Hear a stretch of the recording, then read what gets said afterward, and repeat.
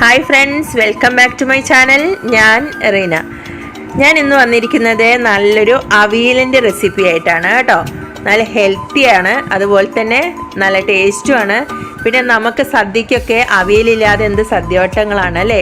അപ്പോൾ നമുക്ക് അവിയലിക്ക് എന്തൊക്കെയാണ് വേണ്ടതെന്നുള്ളത് ഞാൻ ഇവിടെ എന്തൊക്കെ ഇൻഗ്രീഡിയൻസ് ചേർത്തിട്ടാണ് അവിയൽ ഉണ്ടാക്കുന്നതെന്നൊക്കെ ഒന്ന് നോക്കാം. ഈ ബൗളിന് ഒരു ബൗള് വെള്ളരിക്ക, പച്ച വെള്ളരിക്കയാണ് കേട്ടോ അവിയലിക്കുള്ള കഷ്ണങ്ങൾ. അവിയലേക്ക് നമുക്ക് ഇഷ്ടംപോലെ ഏത് കഷ്ണം വേണമെങ്കിലും തിരഞ്ഞെടുക്കാം. അവിയൽ എന്ന് പറഞ്ഞാൽ തന്നെ നമ്മൾക്ക് ഏത് തരം പച്ചക്കറി വേണമെങ്കിലും ഉപയോഗിക്കാം കേട്ടോ. നമുക്ക് ഇഷ്ടമുള്ള രീതിയിലുള്ള ഏത് തരം പച്ചക്കറി വേണമെങ്കിലും ഉപയോഗിക്കാം. ഞാനിതിലേക്ക് നമുക്ക് വീട്ടിൽ അവിയൽ വെക്കാൻ വേണ്ടിയിട്ട് നാടൻ രീതിയിലുള്ള അവിയലാണത്. അവിയൽ വെക്കാൻ വേണ്ടിയിട്ട് എടുക്കുന്നത് ഇത് പച്ച വെള്ളരിക്കയാണ്. പച്ച വെള്ളരിക്ക ഇങ്ങനെ നീളത്തിൽ, കറക്റ്റ് നീളത്തിൽ. നമ്മൾ അവിയലിലെ കഷ്ണങ്ങൾ അരിയുമ്പോൾ പ്രത്യേകം ശ്രദ്ധിക്കേണ്ട കാര്യം, എല്ലാ കഷ്ണങ്ങളും ഏത് പച്ചക്കറി എടുത്താലും ആ എല്ലാ കഷ്ണങ്ങളും കറക്റ്റ് അളവിൽ തന്നെ ആയിരിക്കണം. അപ്പോഴാണ് അവിയലിൻ്റെ കഷ്ണങ്ങൾക്കുള്ള കറക്റ്റ് വേവും അതുപോലെ അവിയൽ വെന്ത് കഴിഞ്ഞാലുള്ള ആ ഒരു കാണാനുള്ളൊരു ഭംഗിയും എല്ലാതും റെഡി ആയിട്ട് വരുള്ളൂ. അപ്പം ഞാനിത് പച്ചവെള്ളരിക്ക ഞാൻ പറഞ്ഞു ഒരു ബൗൾ എടുത്തിട്ടുണ്ട്. ഇത് നമ്മളെ കുമ്പളങ്ങയാണ്. കുമ്പളങ്ങ അതുപോലെ തന്നെ ഒരു 3/4 ബൗളുണ്ട് കേട്ടോ. ഇത് പടവലാണ്. പടവലും 3/4 ബൗളുണ്ട്.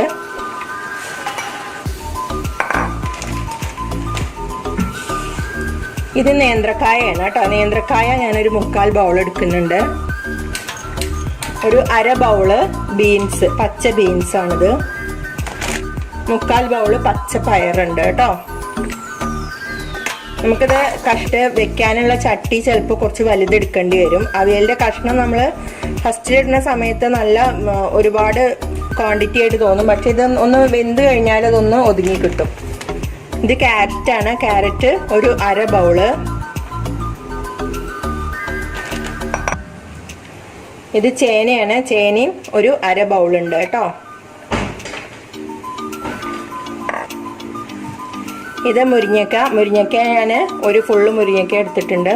അതും ഇതുപോലെ തന്നെ ഒരു ഫുള്ള് മുരിങ്ങക്ക. അതിന് നമുക്ക് ബൗളിൻ്റെ കണക്കൊന്നുമില്ല. അതൊരു ഫുള്ള് മുരിങ്ങക്ക അല്ലെങ്കിൽ 2 മുരിങ്ങക്കയോ ഒക്കെ എടുക്കുക കേട്ടോ. ഇത് പച്ചക്കയപ്പയ്ക്കയാണ്. പച്ചക്കയപ്പയ്ക്കയുടെ പകുതി കഷ്ണം കേട്ടോ. നമ്മൾ അവിയലിക്ക് തൈരിൻ്റെ പുളിയും എല്ലാം കൂടി വരുന്ന സമയത്ത് കയപ്പയ്ക്കയുടെ ഒരു ഇളം കയപ്പും കൂടി ഇതിൽ വന്നു കഴിഞ്ഞാൽ അവിയലിന് ഒന്നും കൂടി ടേസ്റ്റ് കൂടും. അപ്പോൾ അതിനാണ് ഒരു 1/2 കഷ്ണം കയപ്പയ്ക്ക കേട്ടോ. നമ്മൾ കഷ്ണം കൂടുതൽ വെജിറ്റബിൾ ഉള്ളതിനനുസരിച്ചിട്ടാണ് നമ്മൾ ബാക്കിയുള്ള കഷ്ണങ്ങളൊക്കെ എടുക്കുക. ഈ കയ്പ്പയ്ക്ക പോലത്തെ കഷ്ണങ്ങളൊക്കെ എടുക്കാൻ പാടുള്ളൂ കേട്ടോ. അപ്പോൾ അതിനനുസരിച്ച് ഒരു പകുതി, ഒരു ചെറിയ കയ്പ്പയ്ക്കയുടെ പകുതി കഷ്ണം കയ്പ്പയ്ക്ക. എല്ലാതും ഞാൻ ഒരേ അളവിലാണ് കേട്ടോ കട്ട് ചെയ്തിട്ടുള്ളത്.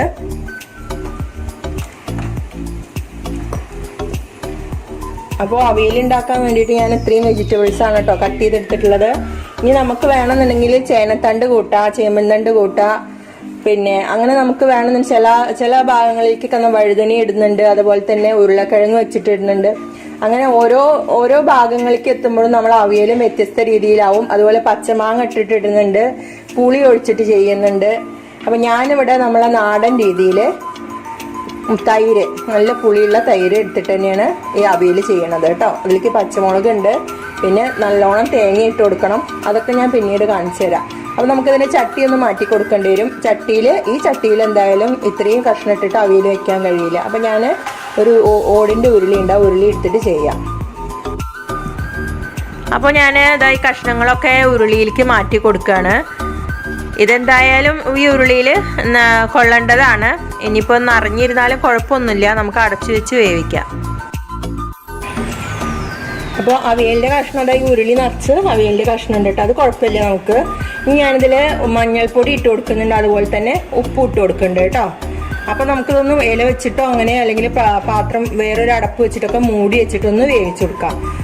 ഞാനിതിലേക്ക് ഒരു 2 ടീസ്പൂണ് മഞ്ഞൾപ്പൊടി ഇട്ട് കൊടുക്കുന്നുണ്ട് കേട്ടോ. ഞാൻ അവിയലിൽ ഇവിടെ മുളക് പൊടി ചേർക്കുന്നില്ല, പകരം പച്ചമുളക് കീറിയിട്ട് കൊടുക്കുന്നുണ്ട്. പിന്നെ നമ്മൾ തേങ്ങയൊക്കെ കൂടി ചതച്ചിട്ട് ഇടുന്ന സമയത്ത് ഒരു കുറച്ച് കാന്താരിയും കൂടി ചേർത്ത് കഴിഞ്ഞാൽ കറക്റ്റ് അതിൻ്റെ ആ എരിവ് കിട്ടും കേട്ടോ. ഞാൻ അവിയലിക്ക് കല്ലുപ്പ് തന്നെയാണ് ഇട്ട് കൊടുക്കുന്നത്. അപ്പോൾ ഒരു ടേബിൾ സ്പൂണോളം കല്ലുപ്പ് ഒന്ന് വിതറി കൊടുക്കുക. നമുക്കിതൊന്ന് ഇളക്കിയെടുക്കണം.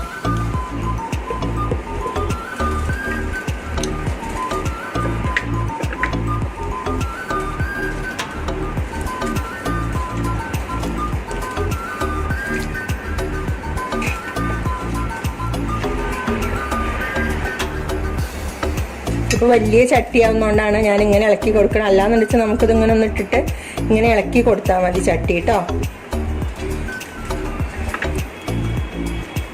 അപ്പോൾ നമുക്കൊരു ഇലയോ അല്ലെങ്കിൽ ഒരു അടപ്പോ വെച്ചിട്ടൊന്ന് മൂടി വെച്ച് കൊടുക്കാം. ഞാൻ എന്തായാലും ഒരു ഇല മേലെ വെച്ചിട്ടാണ് ഒരു അടപ്പ് വെക്കണത് കേട്ടോ. ആ ഒരു ഇലയുടെ ഒരു ഫ്ലേവറും കൂടി വന്നാലാണ് നമുക്ക് ആ ഒരു സദ്യക്കൊക്കെ വെക്കുന്ന ആ ഒരു അവിയലിൻ്റെ ടേസ്റ്റൊക്കെ കിട്ടുള്ളൂ. ഞാനിതിൻ്റെ അടിയിൽ ഇതുവരെ തീ കത്തിച്ചിട്ടില്ല കേട്ടോ. അപ്പം ഇനി സ്റ്റൗ ഒന്ന് ഓണാക്കി കൊടുക്കട്ടെ.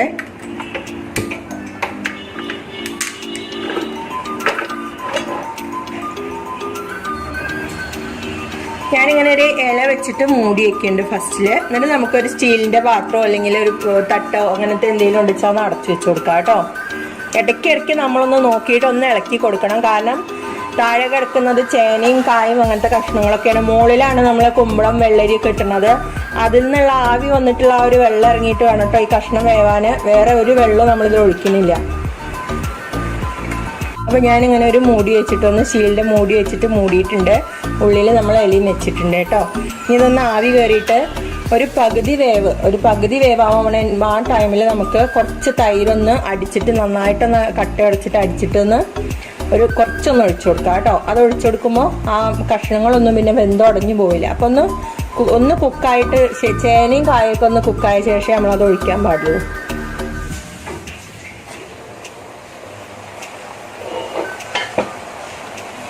അപ്പോൾ അവിയലിൻ്റെ കഷ്ണങ്ങളൊക്കെ ഇതാ ഒന്ന് വെന്തിട്ടുണ്ട് കേട്ടോ.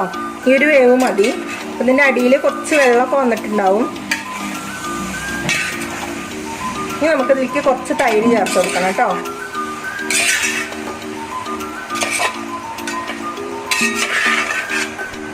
ഞാൻ ഇതിലേക്ക് കുറച്ച് തൈര് ചേർത്ത് കൊടുക്കുകയാണ്. തൈരൊന്ന് ചെറുതായിട്ട് കട്ട ഉടച്ചിട്ട് വേണം ചേർക്കാൻ.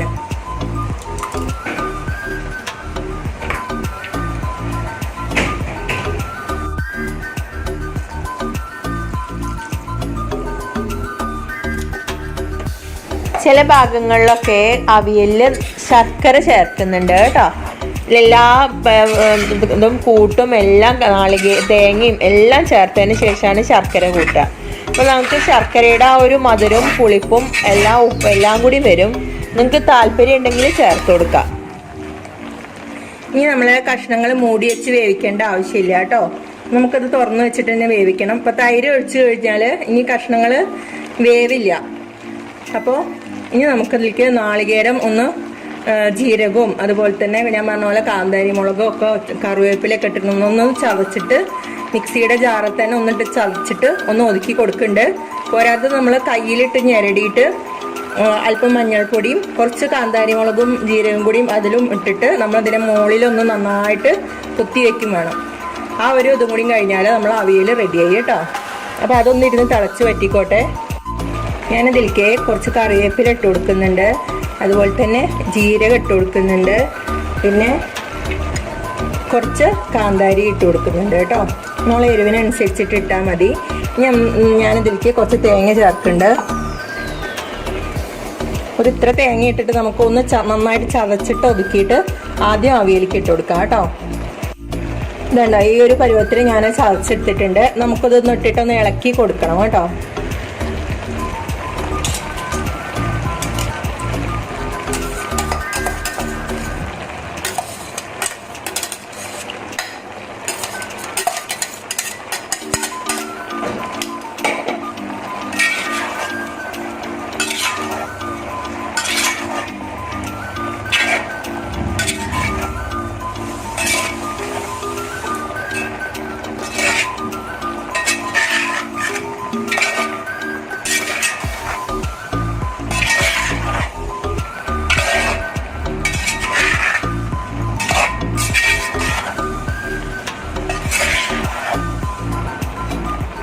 കുറച്ച് ജീരകം,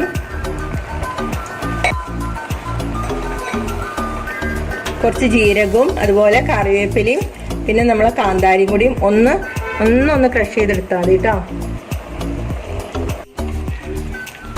അപ്പോൾ ഒരു കപ്പ് തേങ്ങയുണ്ട്, ഒരു കപ്പ് തേങ്ങ, പിന്നെ ഈ ജീരകവും കറിവേപ്പിലയും പിന്നെ ഒരു 3-4 കാന്താരിയും കൂടിയും ചതച്ചിട്ടുണ്ട്. അതും കൂടിയും ഇതിലേക്ക് ഇട്ടിട്ട് നന്നായിട്ട് ഒരു നുള്ള മഞ്ഞൾപ്പൊടി ഇടുക.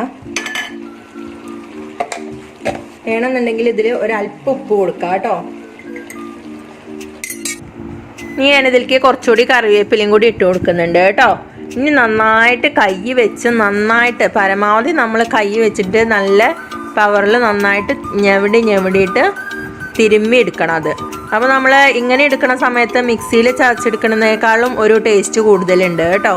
അപ്പോൾ ഈ ഒരു രീതിക്ക് നമ്മൾ നന്നായിട്ട് തിരുമ്മിയിട്ട് ആ ഒരു തേങ്ങയുടെ ഉള്ളിൽ നിന്ന് ആ ഒരു പാലൊക്കെ പുറത്തേക്ക് വരും, തേങ്ങാപ്പാലൊക്കെ പുറത്തേക്ക് വരും കയ്യിൽ. ആ ഒരു രീതിക്ക് തന്നെ നന്നായിട്ട് തിരുപ്പി കൊടുക്കുക. എന്നിട്ട് ഇത് ലാസ്റ്റ് നമ്മൾ ഈ അവിയലിൽ നന്നായിട്ട് മുകളിൽ ഇങ്ങനെ ഒരു ടോപ്പ് ലെയറിൽ ഇങ്ങനെ പരത്തി വെച്ച് കൊടുക്കും. ഈ പരത്തി വെച്ച് കൊടുക്കുന്ന സമയത്ത് ഇതിന്ന് ഈ അവിയലിൻ്റെ അടിയിൽ നിന്ന് ആവി ഫുള്ള് മുകളിൽ വരുന്ന സമയത്ത് ഇത് നന്നായിട്ട് കുക്കായി വരും. ഞാനിതുപോലെ അവിയലിൻ്റെ മുകളിൽ ചട്ടിയുടെ ഉള്ളിൽ നന്നായിട്ട് ഈ തേങ്ങ തിരുമ്മിയത് വെച്ച് കൊടുക്കും. ഇനി നമ്മൾ ഇലയും ആ മൂടിയും വെച്ചിട്ട് നന്നായിട്ടൊന്ന് മൂടി വെച്ച് കൊടുക്കുക കേട്ടോ. അപ്പോൾ ഇതൊന്ന് അടിയിൽ നിന്ന് ആവി വന്നിട്ട് ഈ തേങ്ങ ഇട്ടതും കൂടി ഒന്ന് കുക്കായി കിട്ടും. അതിനുശേഷം നമുക്ക് തുറന്നെടുത്തിട്ട് കുറച്ച് കാര്യങ്ങളും കൂടി ഉണ്ട്. അപ്പോൾ ഈ തേങ്ങ പരത്തി വെച്ചത് ഇപ്പോൾ റെഡി ആയിട്ടുണ്ടാവും കേട്ടോ. അതൊക്കെ ഉണ്ടോ, നന്നായിട്ട് ഇതിൽ ആവി വന്നിട്ടുണ്ട്. അപ്പോൾ ഇനി ആവി വന്നിട്ടുള്ള ഈ തേങ്ങ, മുകളിലിട്ട തേങ്ങയും നമുക്ക് അടിയിൽ നിന്ന് അവിയലിൻ്റെ കഷ്ണങ്ങളും കൂടിയിട്ട് നന്നായിട്ടൊന്ന് മിക്സ് ചെയ്തെടുക്കുക കേട്ടോ. കഷ്ണങ്ങളൊന്നും ഉടഞ്ഞു പോകരുത്, അത് പ്രത്യേകം ശ്രദ്ധിക്കുക. അപ്പോൾ ആ ഇളക്കുന്നത് നന്നായിട്ട് ശ്രദ്ധിച്ചെടുക്കുക. ഇത് നമുക്ക് ഓരോ കഷ്ണം ഇങ്ങനെ വേർപെട്ട് കിട്ടുന്ന രീതിയിലാണിത് നമ്മൾ ഇളക്കിയെടുക്കുക. അപ്പോൾ ഈ അവിയലിൻ്റെ അടിയിലത്തെ വെള്ളമൊക്കെ കംപ്ലീറ്റ് പറ്റിയിട്ടുണ്ട് കേട്ടോ. ഇനി വെള്ളത്തിൻ്റെ അംശമൊന്നുമില്ല. ഇനിയിപ്പോൾ നമ്മൾ ഈ തേങ്ങയും കൂടി ഇട്ടതും കൂട്ടിയിട്ട് നന്നായിട്ടൊന്ന് ഇളക്കി യോജിപ്പിച്ചെടുക്കുക കേട്ടോ. അപ്പൊ ഇനി ലാസ്റ്റ് ആയിട്ടുള്ള ഒരു മിനുക്ക് പണിയും കൂടി ഉണ്ട് കേട്ടോ. അതെന്താന്ന് വെച്ച് കഴിഞ്ഞാല് ഫസ്റ്റില് കറിവേപ്പില നന്നായിട്ട് ഞെരടിയിട്ട് ഇട്ട് കൊടുക്കുക. അത് കഴിഞ്ഞിട്ട് നമുക്ക് ഇതിൽ മെയിൻ ആയിട്ടൊരു ഇൻഗ്രീഡിയൻസ് ഉണ്ട്. അതാണ് ഈ അവിയലിന്റെ ആ ഒരു പവർ. അതാണ് വെളിച്ചെണ്ണ നന്നായിട്ട് ഒഴിച്ചു കൊടുക്കുക കേട്ടോ. 2-3 ടേബിൾ സ്പൂണ്. അതിനൊരു പിശുക്കൊന്നും കരുതണ്ട, നന്നായിട്ട് ഒഴിച്ചു കൊടുക്കുക. അത് ഒഴിച്ചു കൊടുത്തതിന് ശേഷം നമുക്ക് ആ മൂടി വാഴയുടെയും കൂടി വെച്ചിട്ടൊന്ന് നന്നായിട്ട് മൂടി വയ്ക്കുക. ഈ സമയത്ത് നമ്മൾ തീ കുറച്ച് വെക്കണം കേട്ടോ, അല്ലെങ്കിൽ കരിഞ്ഞു പോവേ. അപ്പൊ അത് ശ്രദ്ധിക്കാം. അതിൽ ആ ആവി കറിവേപ്പിലയുടെയും വെളിച്ചെണ്ണയുടെയും ആ ഒരു സ്മെല്ലും എല്ലാം കൂടി കടന്ന് ആ ഒരു ആവിയിൽ കടന്ന് ഒരു 5 മിനിറ്റ് നമ്മൾ ഇങ്ങനെ മൂടി വയ്ക്കുക കേട്ടോ. അപ്പൊ ഞാനിതാ മൂടി തുറന്നു നോക്കുകയാണ്. 5 മിനിറ്റ് കഴിഞ്ഞിട്ട് അത് കണ്ടില്ലേ, കറിവേപ്പിലൊക്കെ നന്നായിട്ട് വാടിയിട്ടുണ്ട്. നല്ലൊരു സ്മെല്ലാണ് കേട്ടോ. വെളിച്ചെണ്ണയും കൂടി ഇങ്ങോട്ട് ഒഴിച്ചു കഴിഞ്ഞാൽ ഇനി നമുക്കിത് ഒന്നും കൂടി ഒന്ന് ഇളക്കി കൊടുക്കാം. ഇപ്പോൾ നമുക്ക് അവിയലിന്റെ കഷ്ണങ്ങളൊക്കെ ഉണ്ടോ നന്നായിട്ട് ഉലർന്ന് വന്നിട്ടുണ്ട്. തമ്മിലൊന്നും കട്ട പിടിച്ചിട്ടൊന്നുമില്ല. ഒന്നും കൂടി ഒന്ന് ഇളക്കിയിട്ട് മിക്സ് ആക്കിയിട്ട് ഇട്ട് കൊടുക്കുക കേട്ടോ. നല്ല നമ്മൾ ചട്ടിക്കകത്ത് അവിയല് വേപ്പൊക്കെ കഴിഞ്ഞ് കഴിഞ്ഞാൽ ഇങ്ങനെ നന്നായിട്ടൊന്ന് തട്ടിയിട്ട് വെച്ച് കൊടുക്കുക കേട്ടോ. ഇതാണ് അതിൻ്റെ ആ ഒരു കറക്റ്റ് ഷേപ്പ്. അവിയൽ ഉണ്ടാക്കി കഴിഞ്ഞാൽ ഇതൊന്നും ഇങ്ങനെ വെച്ചിട്ട് നമ്മൾ വിളമ്പാനൊക്കെ ആകുമ്പോഴേക്കും ഈ അവിയൽ ഒരു കഷ്ണം തമ്മിലൊന്നും ഒട്ടില്ല, അത്രയും നന്നായിട്ട് കിട്ടും കേട്ടോ. നമ്മളെ സദ്യ സ്പെഷ്യലായിട്ടുള്ള ഓണത്തിനെയും എല്ലാ വിശേഷ ദിവസങ്ങളിലൊക്കെ ഉണ്ടാക്കാൻ പറ്റിയിട്ടുള്ള നല്ല ടേസ്റ്റും അതുപോലെ ഹെൽത്തി ആയിട്ടുള്ളത് ഒരുവിധം പച്ചക്കറിയൊക്കെ ഇതിൽ അടങ്ങിയിട്ടുണ്ട്. അപ്പോൾ നല്ല ഹെൽത്തി ആയിട്ടുള്ള അവിയൽ റെഡിയായി കേട്ടോ. അപ്പോൾ നിങ്ങൾക്ക് എൻ്റെ ഈ അവിയലിൻ്റെ റെസിപ്പി ഇഷ്ടമായോ? അപ്പോൾ എല്ലാ കൂട്ടുകാരും ഒന്ന് വീട്ടിലുണ്ടാക്കി നോക്കുക കേട്ടോ. ഇത് നമുക്ക് വളരെ ഹെൽത്തിയാണ്. കുട്ടികൾക്കാണെങ്കിലും വലിയവർക്കാണെങ്കിലും അവിയൽ എന്ന് പറഞ്ഞാൽ വളരെ ഹെൽത്തി ആയിട്ടുള്ളൊരു വിഭവം തന്നെയാണ്. എൻ്റെ ഈ അവിയലിൻ്റെ റെസിപ്പി ഇഷ്ടമായാൽ ഒന്ന് ലൈക്ക് ചെയ്യാനും ഷെയർ ചെയ്യാനും മറക്കരുത് കേട്ടോ. അതുപോലെ എൻ്റെ ഈ ചാനൽ ആദ്യമായിട്ട് കാണുന്ന കൂട്ടുകാരെ ഒന്ന് സബ്സ്ക്രൈബ് ചെയ്യണേ. അതുപോലെ താഴെ കാണുന്നൊരു കുഞ്ഞു ബെല്ലൈക്കൺ ഉണ്ട്, അതും കൂടി ഒന്ന് എനേബിൾ ചെയ്താൽ ഞാനിടുന്ന വ്യത്യസ്തമായ വീഡിയോസൊക്കെ നിങ്ങൾക്ക് ഇനിയും പെട്ടെന്ന് ലഭിക്കുന്നതാണ്. അപ്പോൾ നമുക്ക് അടുത്ത നല്ലൊരു റെസിപ്പിയുമായിട്ട് വീണ്ടും കാണാം.